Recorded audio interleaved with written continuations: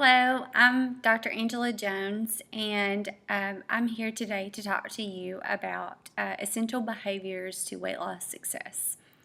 So, there are some fundamental things that research has proven ensures that the weight you lose will stay off. And I'm here today to share with you a few of those behaviors. One is take one day at a time. Many of us enter a weight loss program or start weight loss efforts with a goal, a number of pounds that we want to lose, a size we want to be, and often when we look at that number, it is much like running a marathon.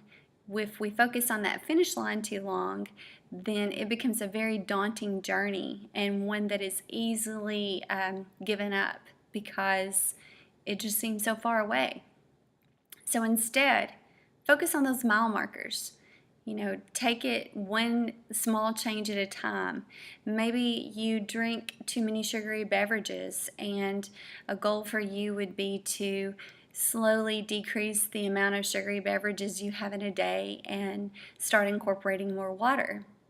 Another may be calorie limits. Instead of going from a 3,000 calorie a day diet to a 1,500 calorie a day diet, maybe you should slowly decrease those calorie increments by about 500 calories until you have reached your goal on calorie limit and you're starting to see significant weight loss. Small changes have been proven in research and in practice to be the most beneficial way to make those behavioral changes and ensure that they stick. Another tip is don't let the upsets or the setbacks or the slip-ups cost you your diet. Everyone's going to make a mistake. You're going to have a day where you've been doing good for weeks, you've lost a significant amount of weight, and unforeseen stress comes upon you, or something a little more daunting than your daily activities, or maybe you're put in a situation where those very triggers that you have tried so hard to avoid are now they're there and you can't do anything to avoid them. You may cave. You may eat that food you knew you weren't supposed to eat. You may give into a temptation. You may even have a day where you just completely blow it. But don't give up. It's just one day. Put a stake in the ground, move forward, and learn. Learn from, okay, what stress was it that brought this on? And is this something that's going to happen again? And if so, what am I going to do to avoid it? Or if it was a situation that you know you're going to be put in, maybe it's a potluck at work, maybe it's an annual dinner party that you go to, maybe it's holidays where you know there are certain foods that are huge triggers for you and you know it's going to happen again. So what did you learn from this situation? What did you learn from your setback? And how can you prevent that from happening again? What are some strategies that you can incorporate? What are some coping mechanisms or some diversions that you can create for yourself to avoid falling back into that trap? Another essential would be planning. This is something that I talk to my patients about quite frequently because, as I tell them, we take road trips, we build houses, we send our children to college, we map out our careers, and we do all these things with a plan because plans are essential. So why would something as important as changing your complete way of living so that you can be thinner and healthier and happier be done without a plan? So planning is essential. One of the things that research has proven is that the use of what we call SMART goals to make these plans is very beneficial. So they should be time sensitive, they should be measurable, they should be attainable, they should be relevant, and they should be timely. And when making your goals, you should take that SMART goal protocol or that SMART goal template and incorporate that into your planning for your weight loss. And that is one way to ensure success. Another essential of weight loss is to always self-monitor. Often we don't self-monitor after we've lost the weight. We're really good at keeping those food journals, and we're really good at logging our calories and doing all those things that we know we have to do to keep up with the number of calories in our day, the amount of exercise we're getting, how much water we're drinking. But then we lose the weight, we fall back into our comfort zone, we slowly stop taking note of how many calories are in the food we eat, we stop taking note of how much water we're drinking in a day, and we fall back into those old habits. And that is when we start gaining the weight back, and we get back to that point where, well, what good did it do? I lost that 50 pounds, and now I'm back right where I was. And most of the time it's because we stopped self-monitoring. And self-monitoring is not only for the maintenance part of it, but it's also during the active weight loss. It's an accountability tool.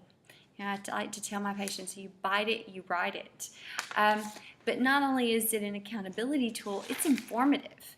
You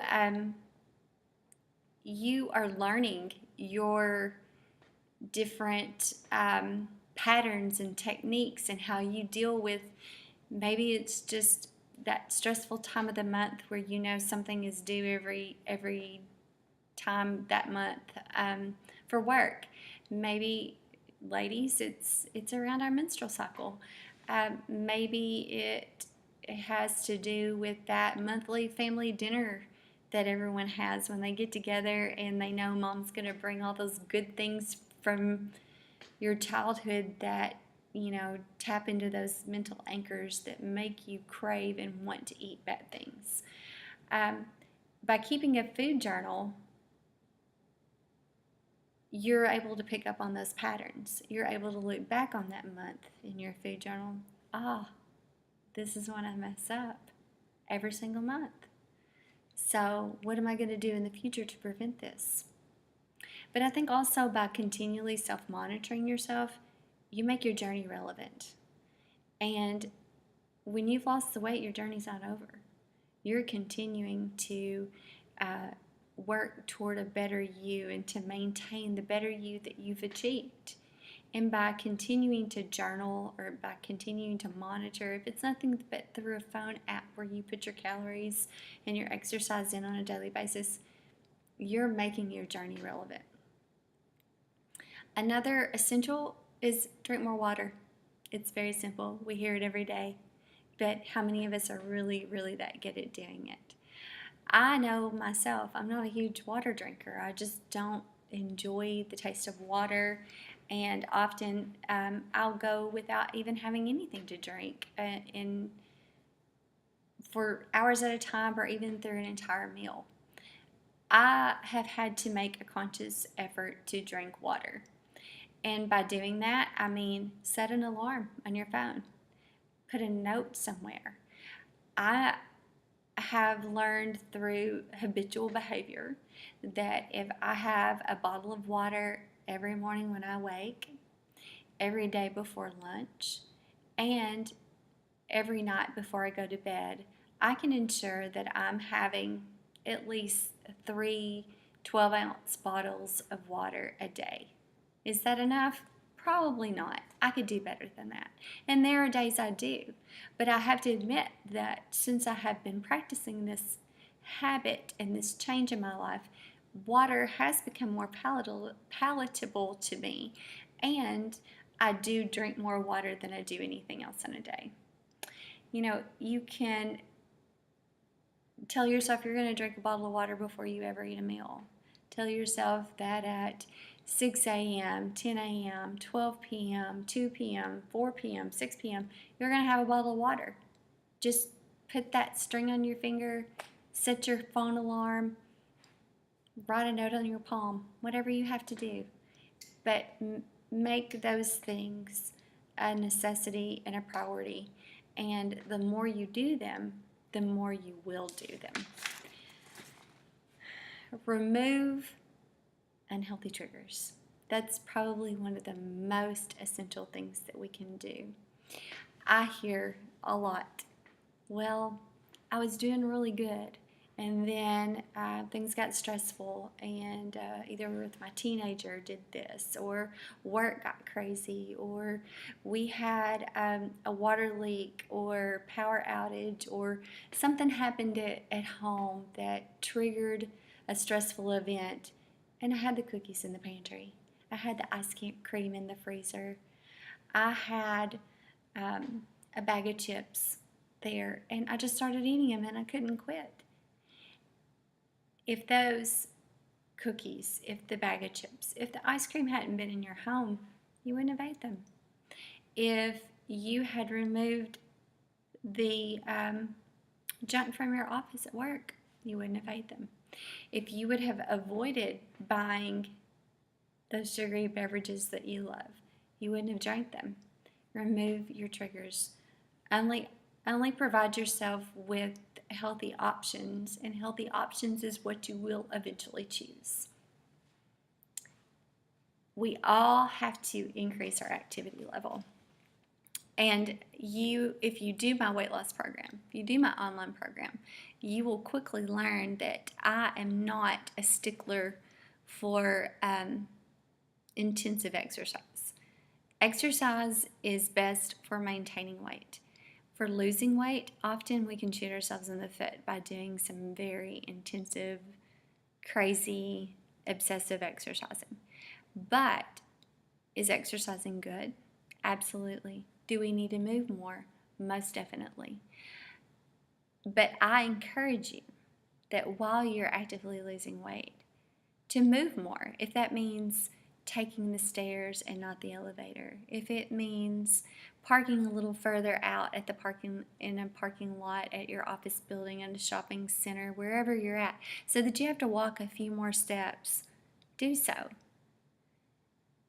But do it in small increments, much like you look at your weight loss goals. Don't overwhelm yourself. Don't injure yourself. No one wants to have a knee injury or an ankle injury from overdoing it on a treadmill to only be set back when they are forced into a sedentary lifestyle for a period of time while they're healing.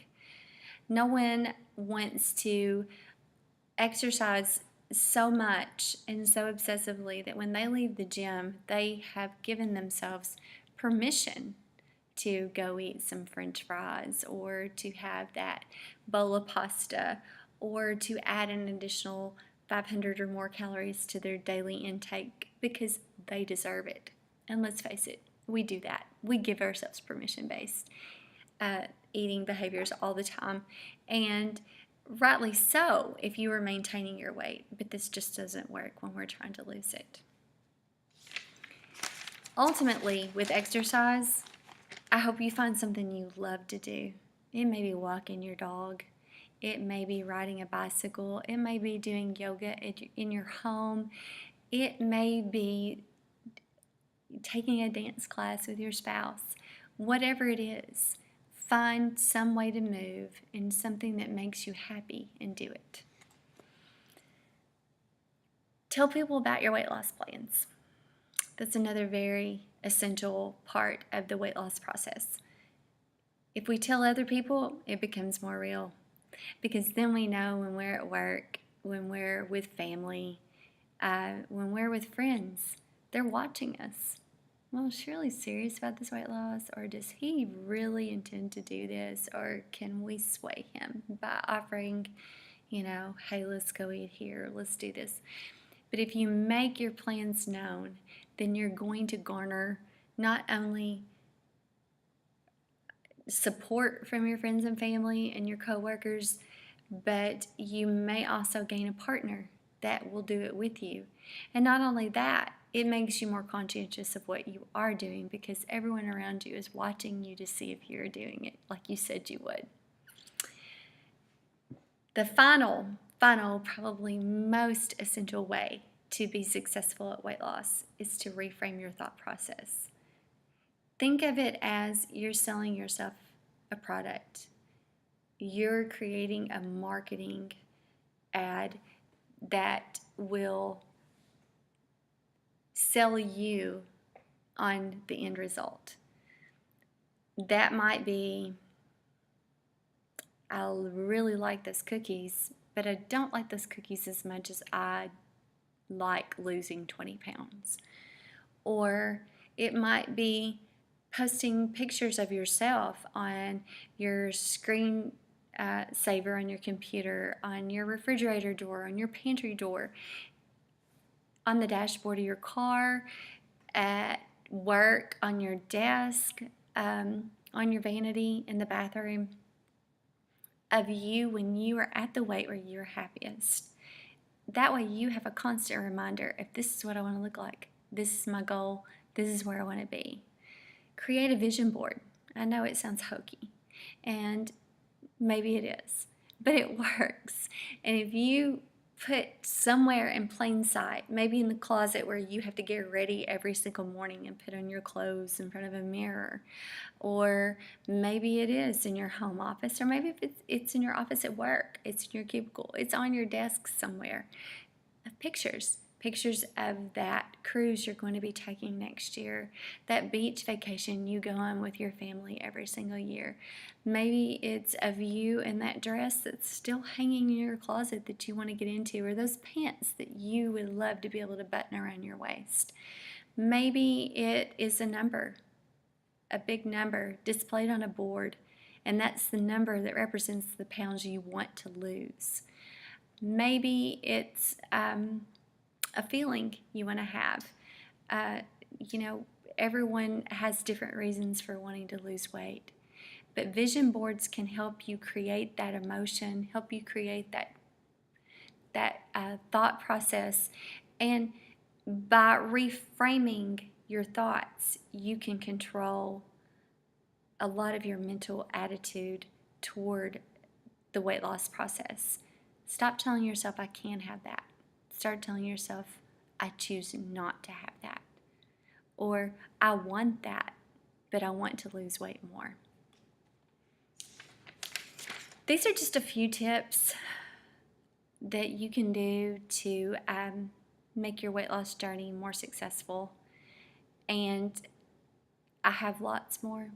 There's so much more to this weight loss journey than just what you eat and how much you move. It's a mental game. And this mental game is something that takes resources, and it takes support in a professional capacity. And that is what Way Beyond the Diet is about.